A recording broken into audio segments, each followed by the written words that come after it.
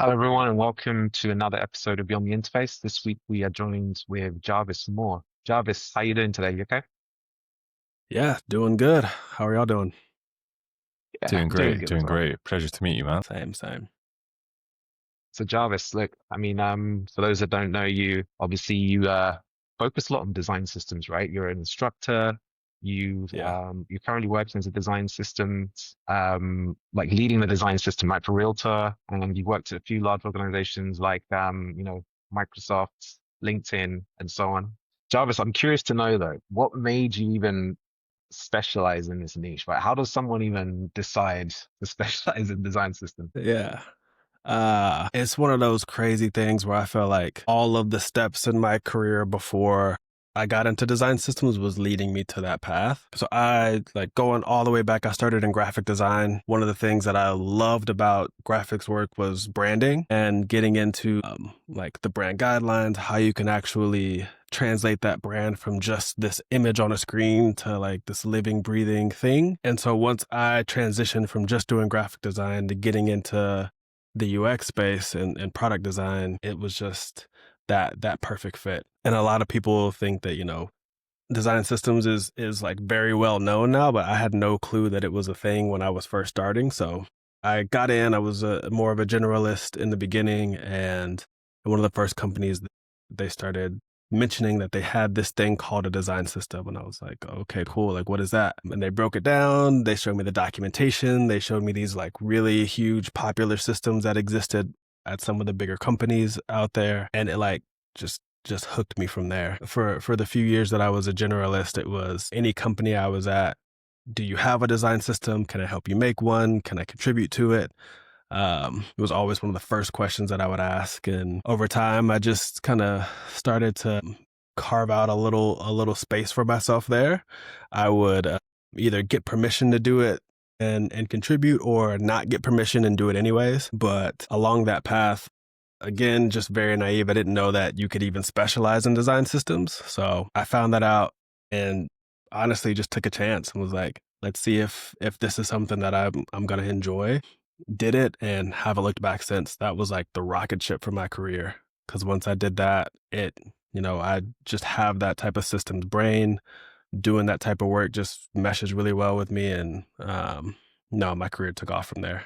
Nice. Yeah, I think you mentioned something there about how it wasn't really understood back then, or people even now, right? People still they kind of get design systems, or at least I believe that, or I think that most people get design systems. But you're saying that people still don't fully get it, right? Why do you think that is, though? Why do you think it's still a misunderstood topic? Because not everybody has done the work before, and it's really hard to understand what's behind the curtain. I always like equate it to like the Wizard of Oz, where you see this performative thing and then there's all of this extra work that's going on behind the curtain that you can't see. And so design systems are the same way. People see like the flashy websites, they see these like very crafted videos and promotions about systems that people post very widely. They see stuff like Material, where Google has an immense amount of funding and resources to, make this thing at the quality that it is. But not everybody gets to see what goes into creating the components, what goes into trying to set the guidelines and the consistency that we're trying to infuse within products and within companies, and like the bridge building that happens, because design systems are one of the few teams that span the entire product org. We're not just simply focused on one product or one space. We kind of cover everything. And so we tend to be able to spot inconsistencies and make the connections between teams and do a lot of the behind the scenes work that nobody notices. It's definitely something that I get what you're saying there with like behind the scenes. And I think when in the past when I've kind of worked on design systems, it's like you said, it's you don't realize how much you've embarked on when you start working on it. It's yeah, you think, yeah, we'll create some components, we'll do a bit of branding, a bit of guidelines, but actually Yeah. that's like months and months, nearly a year worth of work, right? Yeah, it's like a fraction. I know I did, because I've done some teaching and stuff before. I did a class about something called the Design System Blueprint. And the whole reason I made that was because um, I would have either managers or key stakeholders who I was working with who didn't understand the system. And they were like, oh, okay, well, I need a component. Why can't you just make a component for me?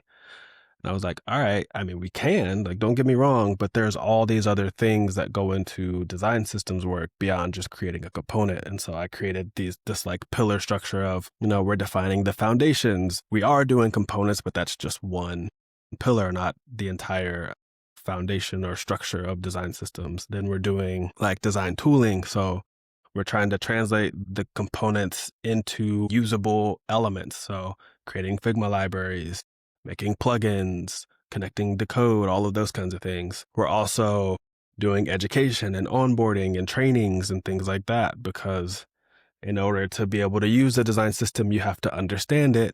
And that comes with teaching you the way to use the components, but also in some cases, how to use the tools, how to use Figma, how to, before Figma, how to use Sketch, XD, whatever tool you're playing in. So there's so many other pieces that go into doing design systems work beyond just delivering a component for somebody to consume. That's very interesting. I can sense the passion about the topic, which I think that's always really important, because design systems are so complex, right? And they're not necessarily getting the glamour of, say, you're releasing a feature and, getting all the glory of the metrics and all this kind of stuff that kind of comes with it publicly, I mean. Yeah.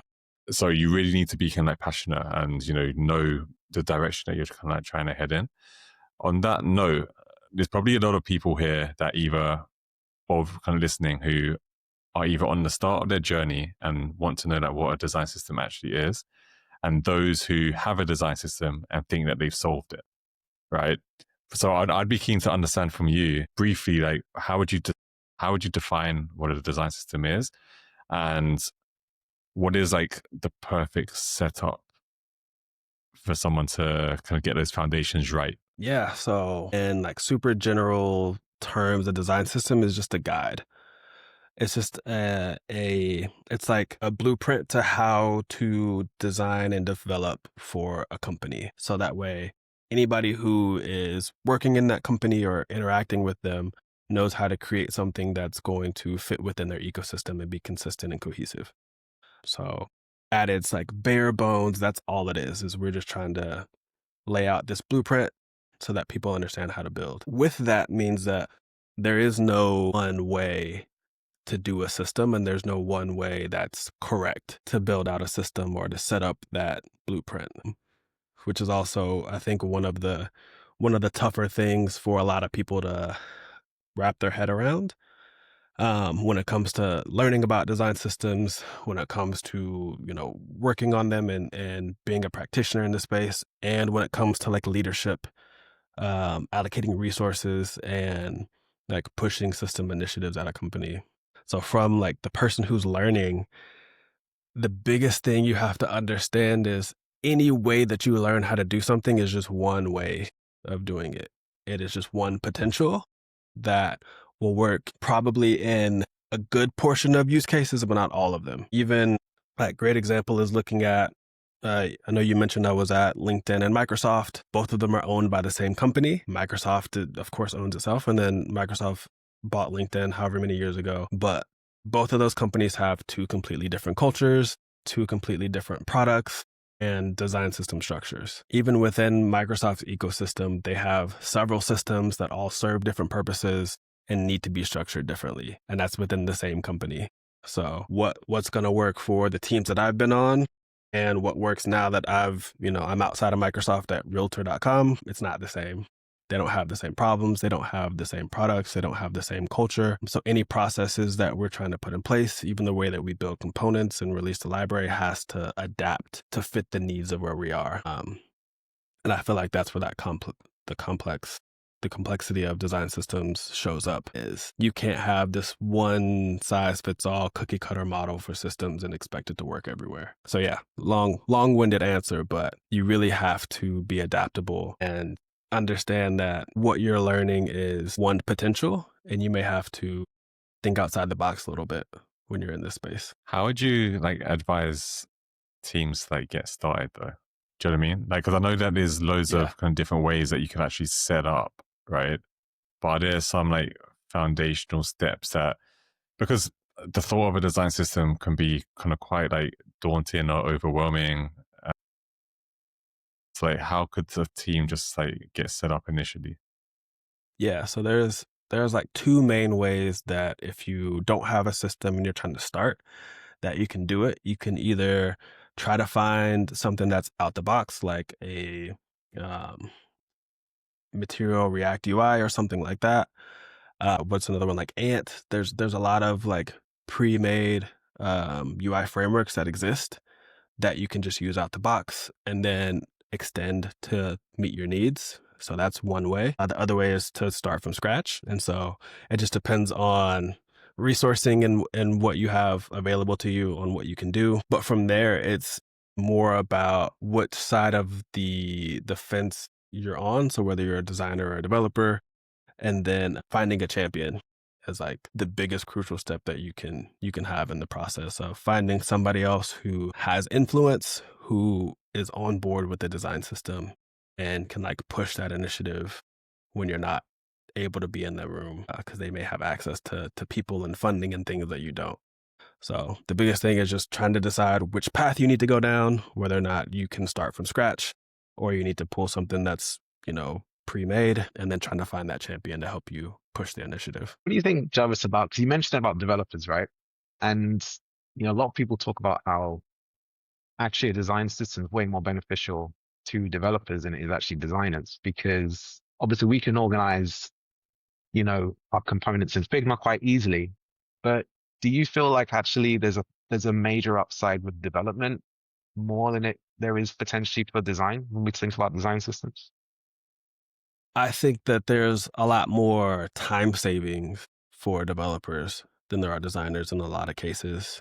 But I don't think that there's any more benefit on one side because, I mean, a lot of times design is kind of dictating what's happening in code. So if you can get design on board with the system, then it's going to show up in code anyways. So it's kind of a gateway to get adoption. But um, I feel like designers are just a little harder to get on board with working in a system than developers are, because developers are just used to that way of working, of having shared repos and reusing code and things like that, where uh, on the design side, we're more focused on how can I create my own like stamp on this? How can I go do something that's never been done before? How can I try to push this in a different direction? And I don't want to be, I don't want to feel restricted by a design system. So it's just all in the mentality. I feel like a system can be restrictive, but it can also be really flexible and meet designers where they are. That's one of those areas where, as a person who works on systems, we have to understand what type of designers we're delivering this to and understand how we need to approach them and how we need to collaborate with them in a way that they'll actually want to use the system and see the benefit instead of seeing it as a burden. That's interesting. It's like, when, in your opinion, like when should a system or design system be restrictive versus being flexible? Depends on the company and like the products and what you're doing. So especially in like the age of tokenization, it's really easy for you to make things really flexible and to still have a certain level of cohesiveness. So it's all about where you draw the lines. The whole purpose of a system is to be, essentially, I always like to equate it to bowling, to be the bumpers, like the little guards that pop up for kids when you're bowling so they don't get a gutter. That's what a design system is. And so it's kind of up to you on whether or not you want those bumpers up, how high you want them up, and how like spongy you want them to be, like, because the ball kind of bounces off of them pretty good. So do you want it to bounce off really hard and like move around a lot, kind of ping pong ball style, or do you want it to absorb some of that contact as it hits the sides? So for it being rigid, if you have a product that needs to be rigid, if you have lots of, let's say, what is it, like healthcare, there's tons of restrictions around healthcare on what you can and can't do, restrictions on, HIPAA and things that you can and cannot show at a certain time. So it might make sense to have a lot more restrictive guidance on how you can implement things for a system for something like that, as opposed to a company that doesn't have those same restrictions and governing bodies looking over it. So there's a lot of factors that go into it, but I would probably look at, just the industry that you're in, what's required of that industry and of the product that you're delivering, and then the culture of the company, because that can be a really good dictator of whether or not you need rigidity or flexibility. And you can also find a balance. It's not like one or the other, but you can kind of meet in the middle and have certain areas that are locked down and very rigid, and certain areas where people can play. That's one of the things that we were doing at Microsoft, was within like our foundational pieces, we had like very defined like type ramps and spacing ramps and things like that. That we were like, hey, we don't really want you to go outside of these. These help us keep a consistent page hierarchy to how people visualize things within our experiences. So we don't want to go outside of that unless there's a special use case, then we can, adjust or revisit. But for things like color, go crazy. Like we're at Microsoft, it's a big place. There's a lot of projects that we don't have insight to because we don't have the right level of like clearance to know about it. So go crazy there. As long as it's accessible, it's fine. So it's just a matter of what your company needs are. And Jarvis, I feel like there's always this big debate, right, about design systems killing creativity, right? I know you kind of mentioned about the guardrails and so on. But do you think that, well, how can designers be a little bit more creative within the structures that you mentioned? Because I know you said there's boundaries that we can kind of work through, right? But are there ways that designers can still express elements of creativity within those boundaries? Or is that just something we have to look at long term? Like we actually might need to change the system a little bit. Like both, like there should be, if the system is built properly, there should be ways for you to be creative without feeling constrained by the system. I know our biggest thing, like Realtor and at a lot of places that I've been, is go build the new thing. Like we have no problem with that. We only want to know about it so that we can try to see if maybe there are other teams that are trying to do things similar, and we can make connections and we can have a unified approach to this. And we would like to help you with like using our foundations and our tokens to build it. So if you you can build components that don't live in the design system because they're just not big enough. We shouldn't support 100% of components that exist in a product. We should probably hover around like 70 to 80%. So you have that, 20% of play to go be innovative. But if you leverage the foundational pieces that make up the system, because that kind of aligns with the brand of the company, then as we make updates, you'll still get those updates. And then as whatever you're building potentially gains traction and becomes more widely used, it's easier for us to adopt it in the system and then take over that maintenance from you. So it's just a matter of communication. A lot of the times it's just let the systems team know that you're doing some exploration. We would love to be a part of it. We can help you do it. We would love to see like any data or testing that comes from it. And then over time, if somebody else tries to do something similar, we can say, hey, they did this over here a couple months ago. You should go use that. And then that further validates you spending the time to do this work. So it's not about us trying to be overly restrictive. It's us just wanting to keep a pulse on where the product is headed so that we can meet the needs of the product and of the people who are building it. Yeah. I like that point that you mentioned there about making sure that the system allows for creativity, right? So it's almost like we have to think creatively when we're building it to enable creativity as well, right? So that's also key, Yeah, we purposefully don't put everything in the system. There's certain criteria. I've been at places where, if a component spanned more than 3 teams, then it was big enough to go in the system. Or if it covered 80% of products that were within the company, then it was big enough. Or there was, whatever the criteria is, have some type of barrier to entry, and then just provide guidance on how designers can create their own components. Like we're working on building product level libraries right now at Realtor so that their teams are empowered to say, hey, this is something that I need. This is something that's reusable for our product, but it is probably not big enough for one of our other products to use or doesn't fit within the needs of their space, but you can still have a shared place to put it. we can see what's in there to just make sure that something hasn't grown big enough to graduate to us covering it and handling that maintenance cost. And then we can also just help you build it. Like, we're not here to be police. We're partners in this. We're collaborators together. So there are lots of times where we'll have office hours and designers will say, "Hey, I've built this component." Oh, okay, great. That's not something that we can maintain because it's not big enough, but here's some pointers on how to structure it a little better. Oh, you should use this token for this, and then it'll, be tied into the system correctly. And it's just that collaborative guidance that we're here to When provide. it comes to that guidance, right? I feel like everything that we're talking about today in terms of, restricting creativity, for instance, like getting set up, all this kind of stuff. I feel like a lot of it like falls back to process also. It's like, how do teams collaborate together?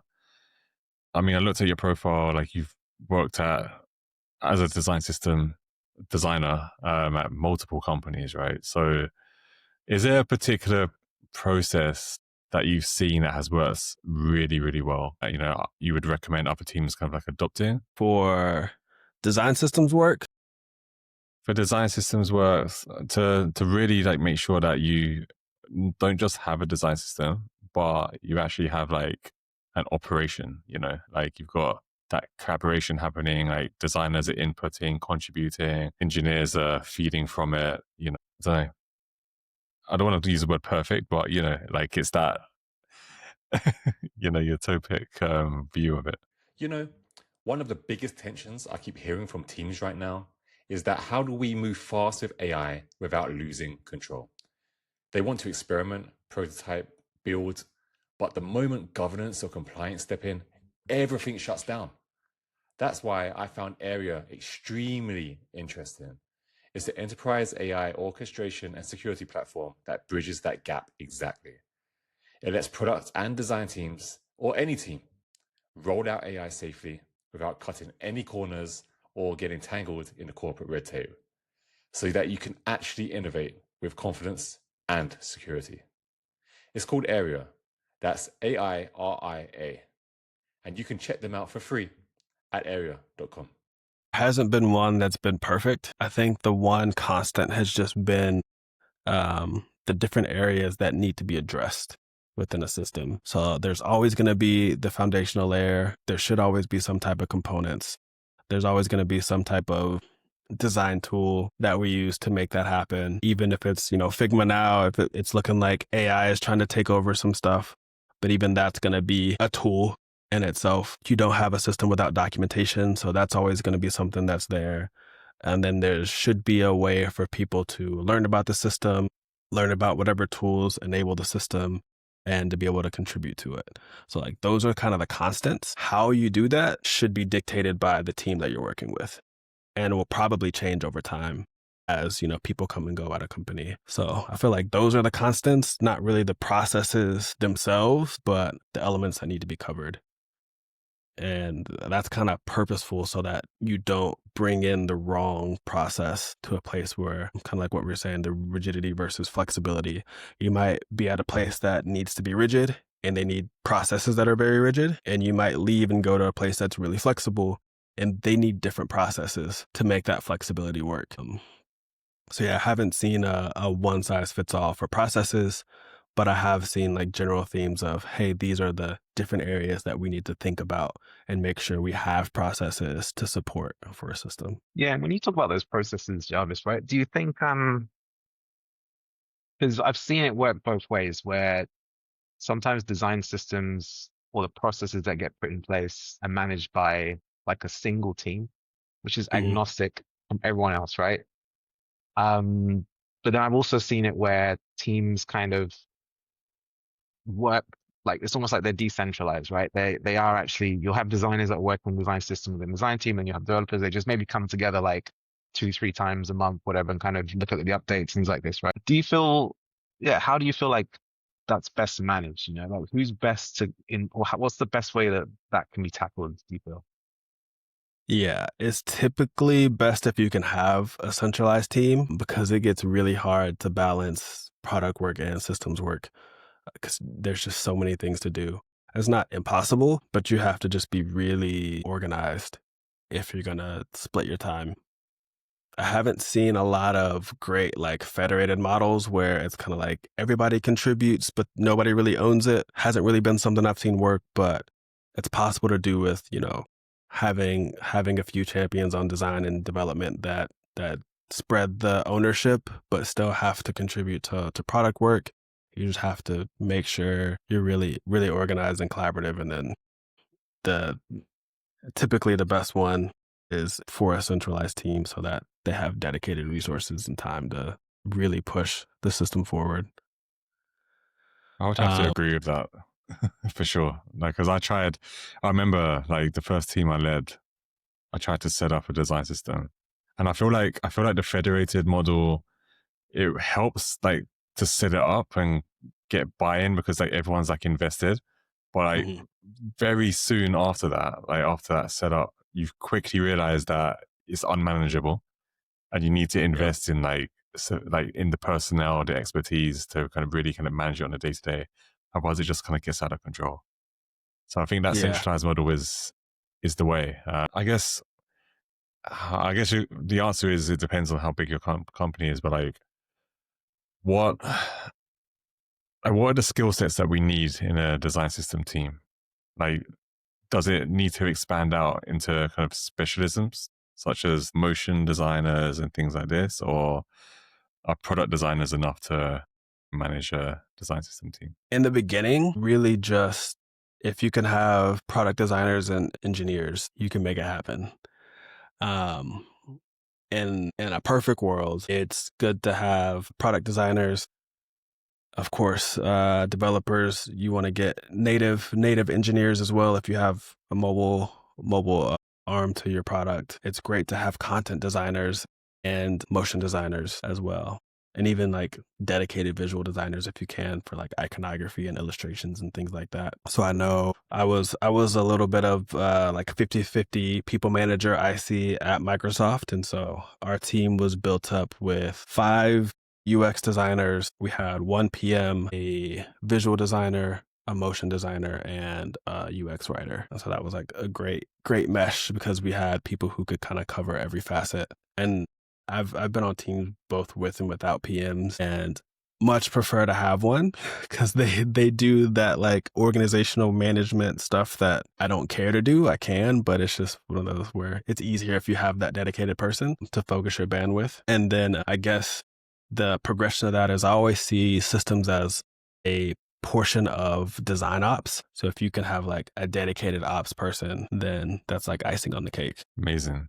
What about having like embedded engineers on the design system team? Because like for sure, I have tried this in kind of other places, and the pushback that I've always got was there's not going to be enough for them to do. And as soon as you do get some investment, all of a sudden they get pulled onto other projects. How do you feel about having engineers embedded?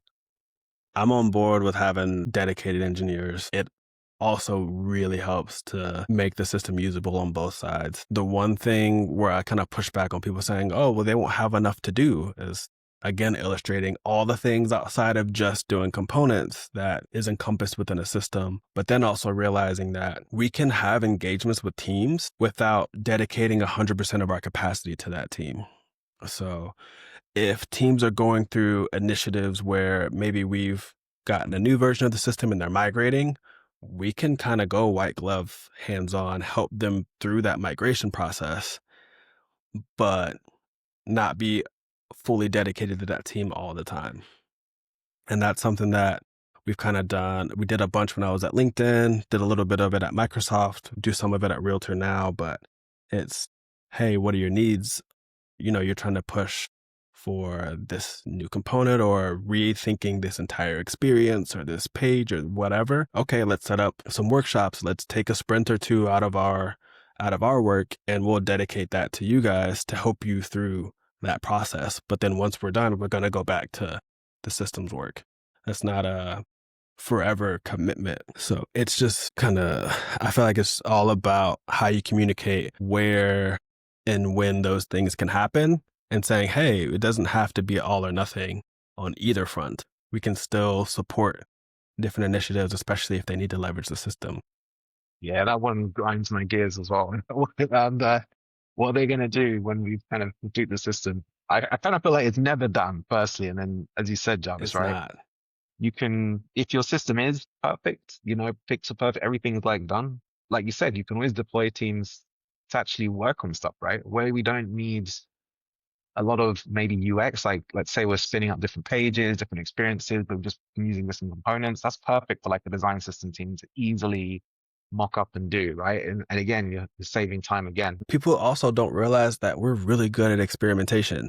Because we understand the system and we know how it works, we can push it. So where teams are trying to experiment, we're like, hey, we actually can help you through that if you want to do it yourself, but we can also come up with that with you. I feel like people kind of distance systems designers from being able to do general product design work, but it's like typically we started there.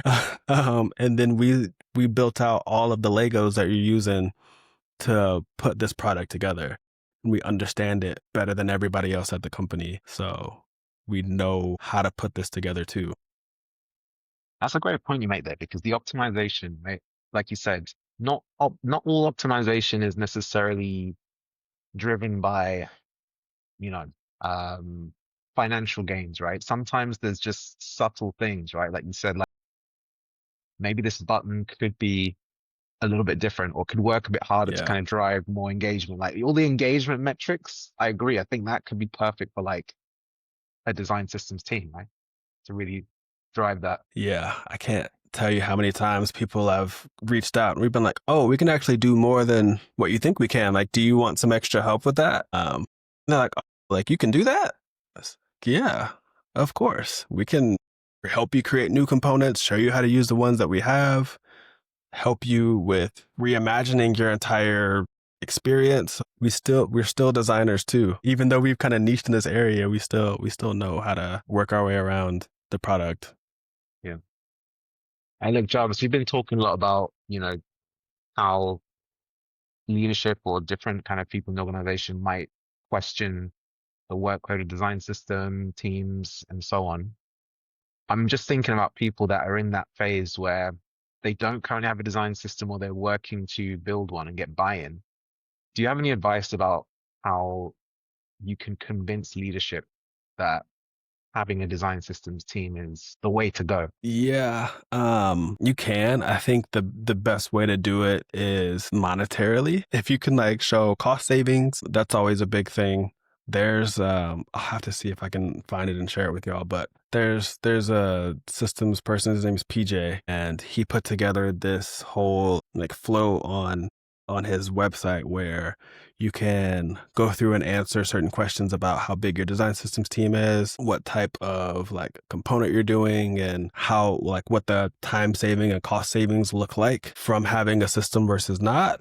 And it's like this great illustration of, if you have a team of 10 designers and you have 2 of them dedicated to a design system and they create a system that has 10 components, that team of, 8 people who are dedicated to doing product work will actually function closer to 12 or 14 people because of the system and because they don't have to consistently rebuild all the things that the system has made reusable. So it's like you're getting more output because you have the system for less money, because now you don't have to consistently like rebuild code and all of these different things, all of these accessibility benefits that you're going to get. So I'll have to dig up that link and share it with you. But it's one of those that I try to share with people to say, hey, like go through this and take these numbers and share it with your leadership and use that as a starting point to get by. Yeah, I mean, I totally agree. I think it's that the speed of delivery is key as well, right? Like you said, from a design side and a dev side, that's always gonna help, right? The cost saving aspect. And yeah, I wonder in terms of like the return on investment as well, I think the key thing for me is like maybe we underestimate it a little bit, like the actual return, like if you can calculate that, right?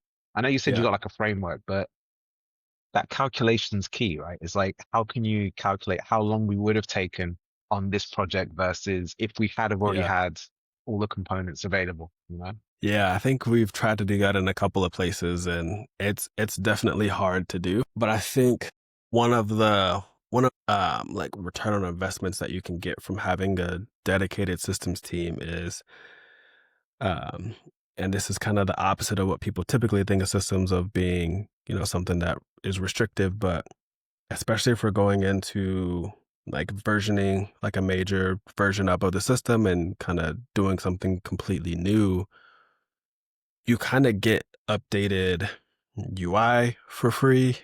You get updated tech stacks. You get like hidden things that are going to help keep the product up to date and current from a technology space that even, end users may not see, but helps to keep things working efficiently and quickly, moving from, older tech stacks and older ways of working to newer things. Like I know we were pushing a lot on trying to shift the system at Microsoft to be headless and leveraging like web components and things like that are a little bit newer in the space. Even from a Figma standpoint, we can kind of take the brunt of doing things like building out components with props and leveraging the latest and greatest of auto layouts and all of that without product teams having to do that work. So you just kind of in a lot of updates that, again, people don't ever really think about without having to go through each individual product and project and update it manually. If you're using the system properly, then when we release that update, it just happens. You just have to accept it. You mentioned headless systems. Like for those that aren't in the know or haven't experienced that, like what is it and what benefits can people extract from that? Yeah, a headless system is basically a design system that is purely the functionality of the components without the visuals. So if you're looking at it from the code side, it would say a button has these different states and does this when you click it, but there's no visual styling on that. And so that's where having design tokens comes into play, and you can put whatever visual theme layer over the top of it. And that's something that's really good for companies that have like several brands or several products that have different branding or different looks and feels, but they want to leverage one system to accommodate all of them. So you can have this headless system and then have each product or brand underneath kind of own their own theme layer and just put it on top of that headless system. That gives a lot of flexibility in having things be, one color versus another, having super rounded corners versus more sharp edges, different modes that you want to enact on something. So it kind of builds in the functionality and accessibility without any visuals. You mentioned that about the tokens, Jarvis, right? Because that's also a topic of debate, I think, in the industry at the moment. Because when we were embarking on our design system, that came up quite a lot, right? Because there was different polarizing views with the dev team saying, "Hey, that's not the way to go. We can do it a different way." Yeah, what are your thoughts on tokens? And is it just like the new flavor of the month, or is it something that people should really pay attention to? Definitely think another one of those, if you set it up correctly, it has huge time savings, huge cost benefits to setting up your system with tokens. It's what makes like theming possible for different brands. Like what we said, it makes different modes possible. So how a lot of apps are switching to having both light and dark mode. It enables that really easily, even things like high contrast, but it also allows for bigger sweeping changes to happen easier. Not always simple, but easier than they would have been otherwise. Let's say you're at a company and they go through a big rebrand, and though their color is still blue, the shade has changed. And so the value of that blue has changed. And you need to update that like primary blue on 50,000 buttons across your product. If you don't have tokens, that's a very manual process. But if you do, you can change that in one place and it'll cascade everywhere. Even if you have a design system that doesn't have tokens, there may still be 3 dozen components that use that color in some way, shape, or form that you have to go in and manually change instead of in one place. And that can kind of compound when you're talking about tokenizing things like type, spacing, margins and padding. You can even tokenize motion. So like the duration, the easing, all of those things. So there's a lot of time saving that can happen if you set it up properly. Yeah, there's definitely a lot of upside, right? And like you mentioned, I think for the multi-brand, yeah, it's almost, I think that was kind of what led us to kind of go with it, the multi-brand thing Mhm. or that multi-brand aspect. So yeah, I kind of agree on that side. And the other thing as well, I think with tokenization is when we think about the future in terms of AI and how we can speed up the kind of development process in terms of like if we show a screen and it easily knows and can connect to our design system without tokens, Mhm. I feel like it would be a little bit more challenging, to kind of get that kind of Yeah. setup if we wanted to. Yeah, it definitely would be. And this is a space I've been digging into a lot just to try to understand how we might need to change design systems to kind of meet this AI age that we're coming into. So yeah, tokens is a piece of that. I think, especially from talking with friends and other people in the system space, one of the avenues that we're exploring right now is in adding metadata into our components specifically for AI consumption. So how can we give AI proper context for component usage in this metadata? Because AI is all about consuming data and then understanding how to use it after it's been consumed. So we're kind of piloting some stuff on our end right now to see how it works, whether we need to make some tweaks and what it looks like to structure our components in this way.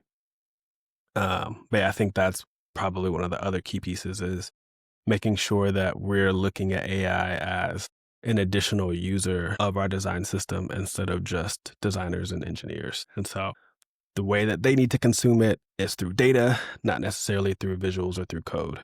Because I know we've all been playing around with stuff, and you can have the same prompt that gives you two completely different um, outputs. So how can we try to mitigate that from happening a bit? At least like more visual consistency and like page structure consistency and proper usage of the components. Double click on that a little bit. You mentioned Yeah. because obviously AI is a hot topic, right? And everyone's Mhm. trying to figure out like ways that we can use it now. We want efficiency. We want to move at speed. The faster we can ship things, the better. Get insights from our customers. You mentioned you're going to be leveraging, or you're looking into like leveraging that metadata as like something that the kind of AI can kind of ingest. Yeah. What what are the wins that you predict will kind of come from that? What sort of things do you believe that teams will be able to do by kind of operating in that way? Yeah, the goal is to allow designers and developers or whoever really wants to interact with the system to be able to leverage, the like cursor and lovable and, work through prompting, but connected to the system in a way to where we can have a little bit more control of the output. We're super early and haven't done a ton of testing, so I don't know how far we can get with just having metadata and where we need to have other documentation and making sure that the code is up to date and visuals are there to represent the data that we're giving. It's the same thing that we've been trying to do with systems for designers of consistency, just with AI as the tool that's creating it now. So same problem, just different solutions that we have to come up with now. And I think it's just kind of the tip of the iceberg of what we'll have to do as in the system space. But I do see systems being the catalyst for companies being able to leverage AI in that way a lot more broadly. Because I think that's the biggest hiccup is teams can use it, but is it going to fit within the ecosystem of what already exists? Yeah, that's Yeah. one thing that I'm figuring out as well is like how can we leverage AI to support our design system a lot better and also support the teams using them and contributing to them. Mhm. One of the most tedious things that we're finding is just like the whole kind of specking process, kind of bit like Yeah. especially like with our current kind of contribution model, it kind of requires product designers to, if they introduce something new, like kind of spec it out, all the use cases, like things like Mhm. that, right? I would love to find a way to leverage AI to just like automate that. I don't know if that's possible. I don't know if it exists today, but if there's a way that we can kind of speed up those kind of like processes that take the designers away from kind of solving the problems, and I guess move them more away from documentation. I don't know if that's been solved already. Maybe it has. But yeah, that's one problem that I'm noticing at kind of several places that I've been. Yeah. I mean, I think the sky's the limit on what you can do as long as you can make sure that the tools you're using have the proper context. Like specking is something that you need done quicker or maybe automated, then it's all about how can we get AI to understand how we want things to be spec'd, what we're looking for, understand our token structure and like the way that we build components and be able to use all of that to give us a spec that meets the quality standard that we have. So it comes back to data again. Like how can we feed the correct data to get the correct output?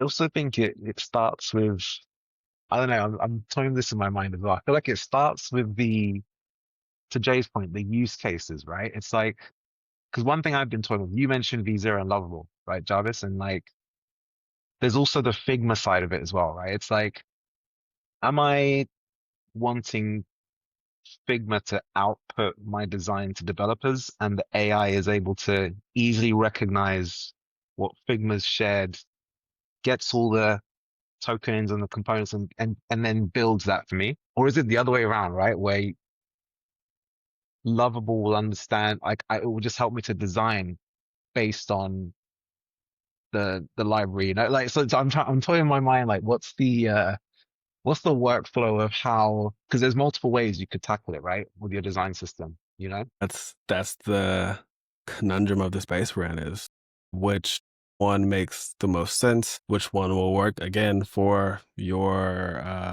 company and the way that that company works and delivers products, and then what's going to be the most consistent, what's going to give us the most consistent outputs. So how can I take the same prompt and get mostly the same output?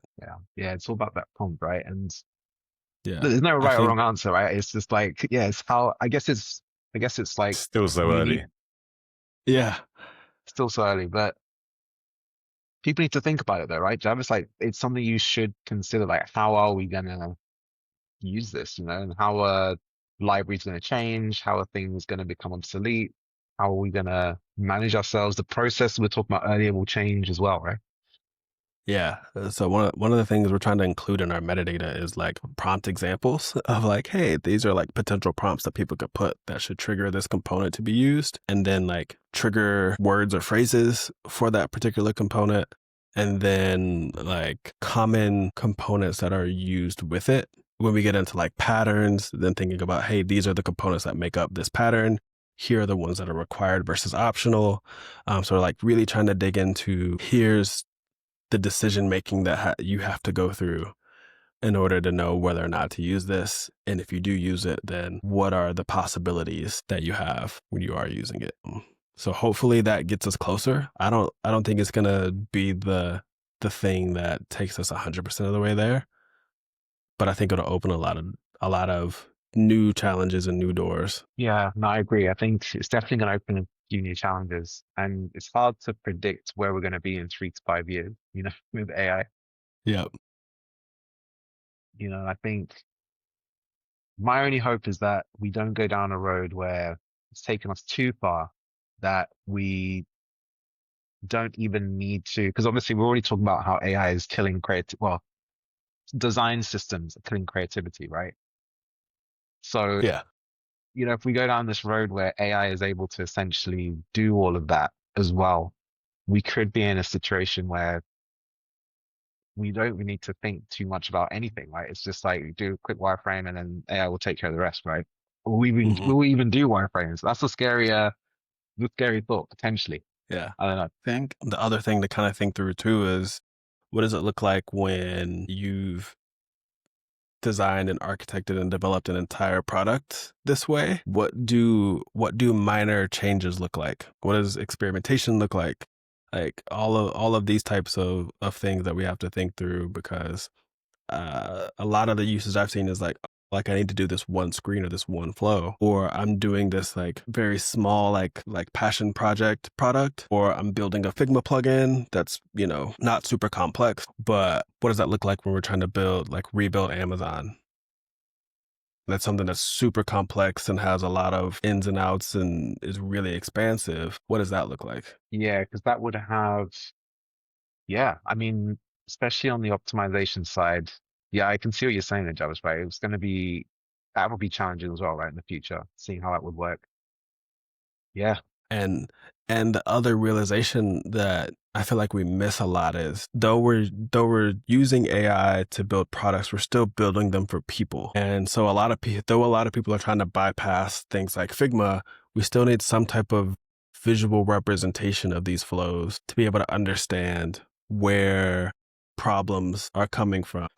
How will that impact flows? Yeah, yeah. How can we still have these visuals and still see, like, how are we gonna see where those inconsistencies are if we don't have um as ease of access to all of the screens set right next to each other where we can be like, oh no, this button's a little bigger than that button. We need to make that adjustment, or placement is off.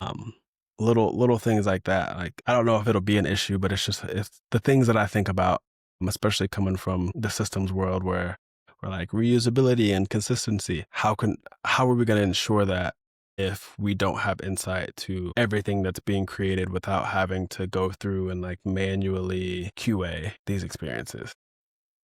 Because there's not going to be that check before we get to code. We kind of have to get it developed, get it in some type of testing environment, and then look through each screen to go through that process. And so I've seen people talk about like, oh yeah, I'm like manually finding these bugs and having to go back and get it fixed individually. And like, then I have to go through this whole process of trying to work through like a debugging tool that can do that work for me to automate it. So yeah, I think there's still a lot of things for us to think through. Interesting, interesting. It's good that you mentioned QA as well. Like you're still going to need that person or people to do that kind of QA process.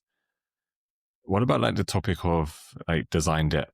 Like we always hear in like tech debt is building up. You know, you have like code freezes so that they can like get rid of all the tech debt, etc. Like, but what are your thoughts on like design debt and you know the design systems kind of part to play in all of that? Yeah. I think design debt can be a problem that a lot of design orgs don't think about, that does have a lot of hidden expense that teams don't account for. Systems can help to an extent, but we can also create some of that debt too. So when we're thinking about, I'll kind of equate it to Material. Material just did their Material 3 release, right? So there's this brand new shiny version of Material, but there's also thousands of products and pages that are leveraging Material 2. And so now all of that is design debt until it's updated onto Material 3, which is different. And you may not just be able to flip that switch and say, oh, well, I'm just going to switch my library from 2 to 3 and everything's going to work perfectly. It probably won't. So having some type of, like on the system space, we try to have some type of migration plan and like regression and like mapping from old to new. And like there's a ton of work that goes into making sure that once a new version of a system is released, that we understand both the negative and the positive consequences to that decision. How long it's going to be before people can actually migrate over to the new system, how people are going to be able to get the resourcing and the budgets to make that change, but also what does an experience look like when one page is new and one page is old, and how do they interact? And how can we not have these super jarring experiences?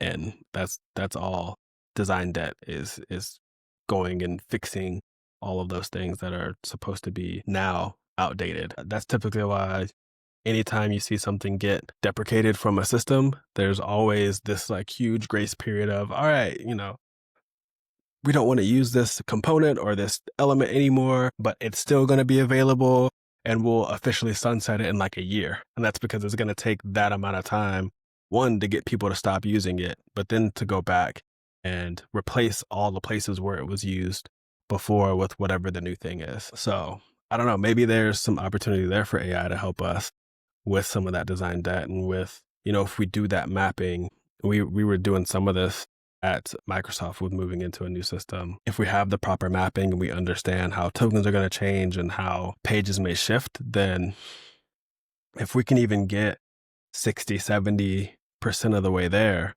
then that's significantly less of a lift than doing it all manually. So design debt is a huge issue and something we think about all the time, but I think there's some tools that are coming out that can help mitigate a little bit of that. I think I think it was called like Gradial or something like that at Microsoft to do some of the AI migration work because we had the mapping done. But even then, like we still had to QA it. We still had to go in, make fixes, create new components, tweak some of the new components so that not everything fit the way that we wanted it to. Even if we did have like a one-to-one mapping for it, sometimes it just would throw off the flow of the page. Yeah, I love those points there because you never really think about it, but it's so true that even the perfect system can create debt.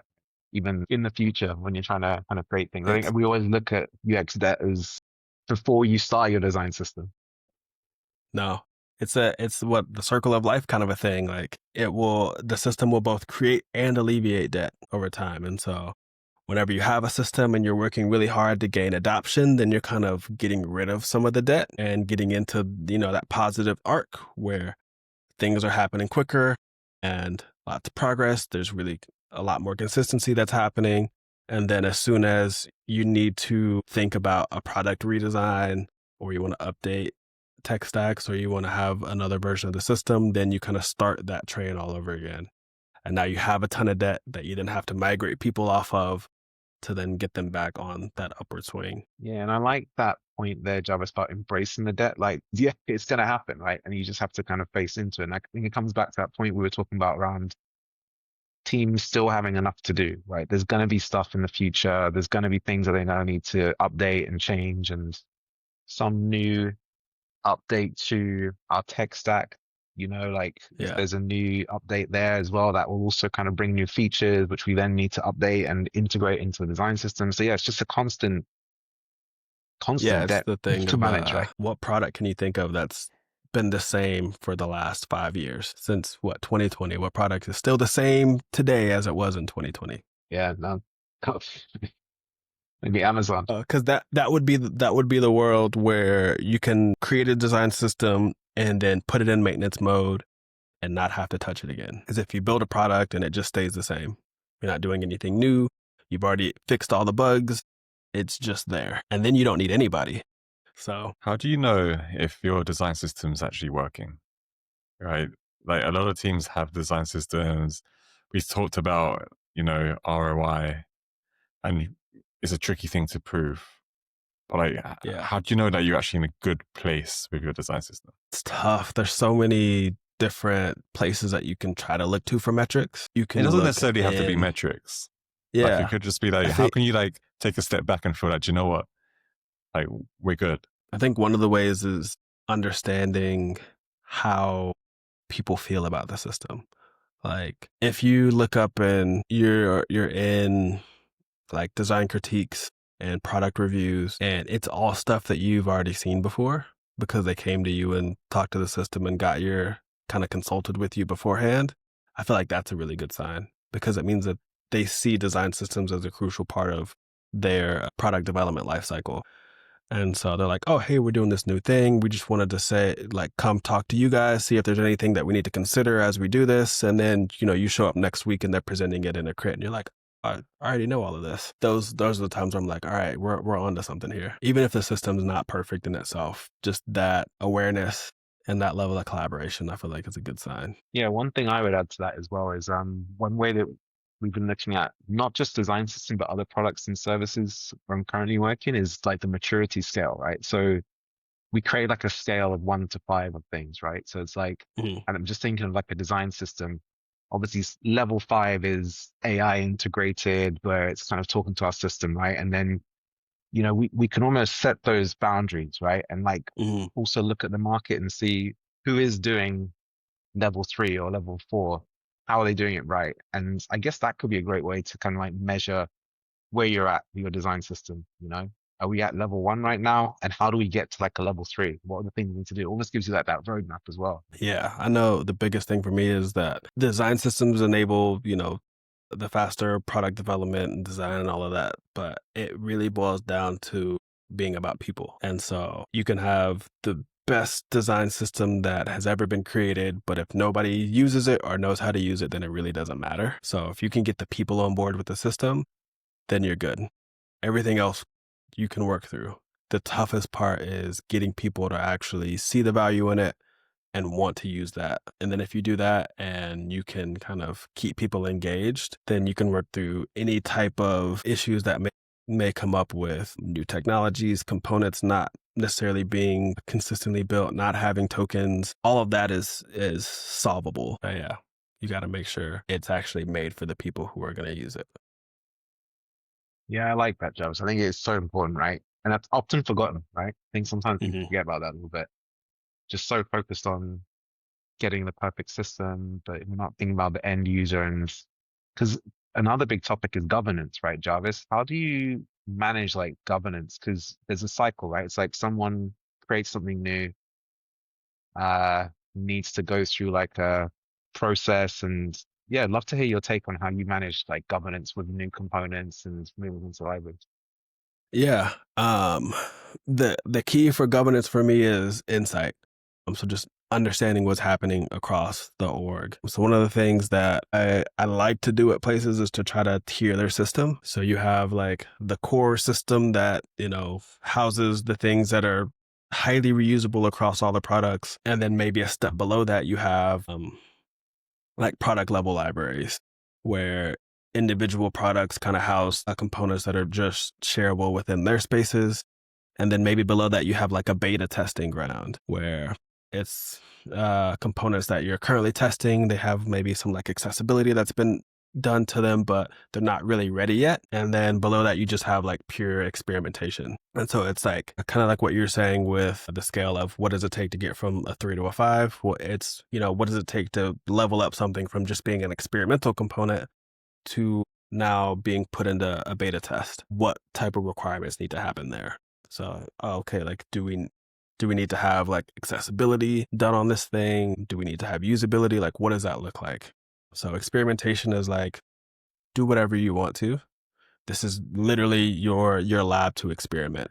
We just want to have insight and see what you're doing in your experiments. There's no system oversight there. It is purely just a shared space to drop in experimental work. And then leveling up, saying, oh, this experiment's gaining some traction. We want to formalize this. Let's go through some type of like critique process, design review, something to harden it a little bit so that it's going through maybe leveraging our tokens correctly, making sure that it's accessible, all of that. And then we'll beta test it and make sure it works with users and all of that kind of stuff. And then if it passes that beta test based on whatever criteria we create, now we make the decision, does this go into a product library or does this go into a core system? If it's something that's widely used, then it can go into core system. If it's not, then we're going to put it in that products library and then it'll stay there until it can potentially grow and graduate into core system. So that's kind of one of the ways that I try to structure the system to help with governance, because then it kind of takes some of the burden off of contributions, because they don't have to be as formalized, or you don't feel pressure to like have something that's super polished before you show the system or anybody at the company like what you're thinking. So like experimentation layer makes people a lot more willing to show some of the ideation that's happening behind. But then it's really just about having like that full governance, like decision tree of like, when should you make a contribution? Does this component exist? Or, does this need to be something that's new versus just an enhancement? Like that kind of takes you down the contribution model flow. And then getting into like, when should you engage with the systems team? How, why, what are the different ways that you can do that? It's all about just documenting all of that stuff so that people know where to find the information. What does that experimentation phase 1 kind of look like? Is it like a sandbox that's been created and like people are just creating components in there and then kind of making tweaks and kind of getting feedback? Or is it something which is being more formalized into like a prototype, you're actually, testing it within the product? That's kind of up to whoever's working in there. I think it may kind of just be a place for the way that I've done it in the past has been a place for the components that were a part of the system that you were just trying to play around with to live. and be shareable without any oversight.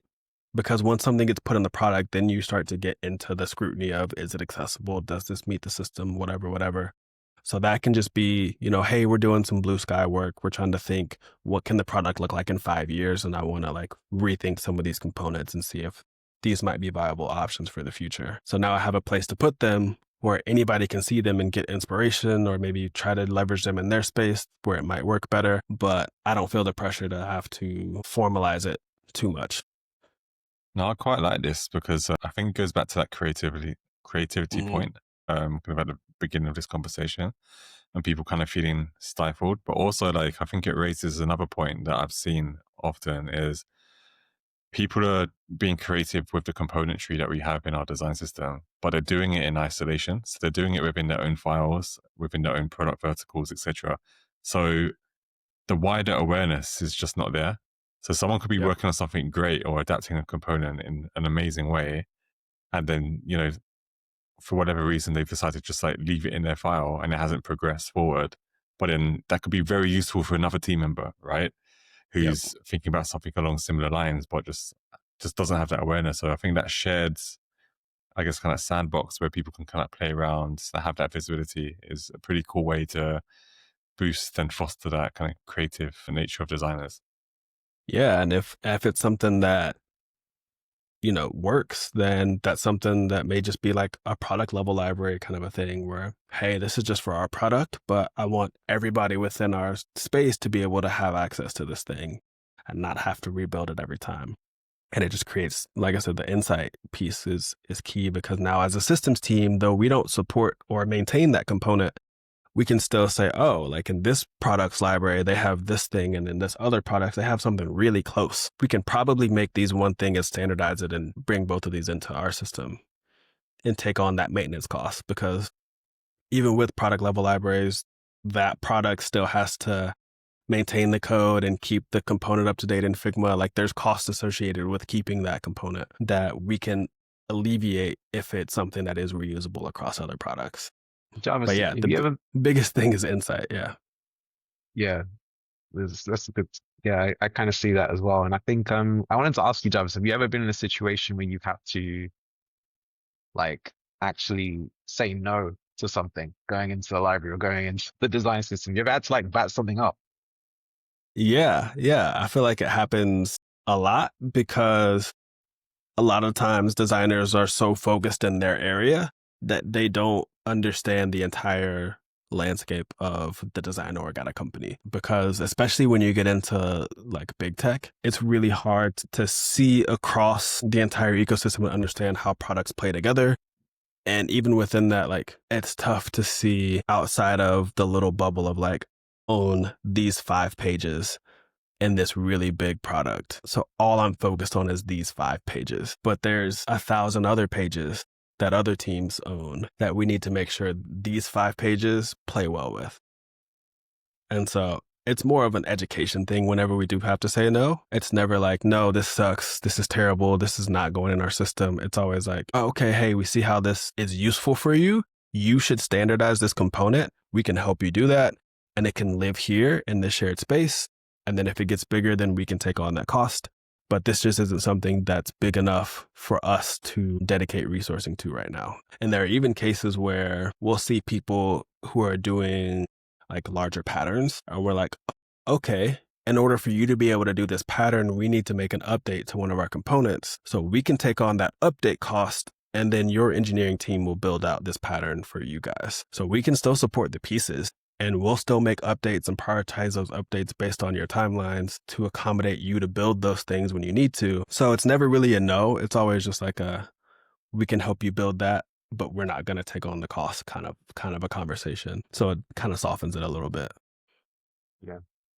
Yeah, no, I hear that. And it's important to do these things, right? I think, you made some valid points why you should sometimes do that, right? So, yeah, no, I think really good points there. If you have clear documentation on what qualifies something to be eligible to go into the system, then that makes the conversation easier too. Because you can say, oh, hey, we have this guidance over here. It has to check these 5 boxes. If it checks those boxes, then we can accept it. If it doesn't, then we don't have the bandwidth to own that, but we can still support you in building it. Yeah, that's some really great points, Jarvis. So, Jarvis, I feel like we've done a 360 now. We've kind of covered all aspects on design systems, and this conversation's been amazing, Jarvis. I think there's a lot of good takeaways. I think I've from a received lot. a masterclass in design systems. And all of my problems have just been like, you've been helping me think through. So it's been very useful. Yeah, no, I'll have to share the blueprint stuff with you too, because that like once people kind of see the landscape, they're like, oh, okay, I see how I can like reallocate resources into these different areas, or how I may need to break up the work, or even like get extra resourcing for a systems team because we need to accommodate this stuff that we haven't before. But yeah, no, love the space of think about it probably more than I should, more than my wife likes for me to. But no, absolutely love the work that I get to do. And speaking of masterclass, people can find you, right, Jarvis, on Interaction Design Foundation, right? You've got a few masterclasses there on design systems and blueprints. Yeah, I've done 3 master classes with them so far. One on storytelling and design systems, one on the design systems blueprint that I've kind of mentioned here, and one on AI and design systems. There may potentially be another one coming up. Is that may be in the works later this year, but nothing solid yet. But yeah, I've done those 3. You can find them on their site. Yeah, we'll definitely share the links in the description. But yeah, Jarvis, look, it's been a great discussion. Thanks for coming again on the show again. Thank you. Thanks for having me.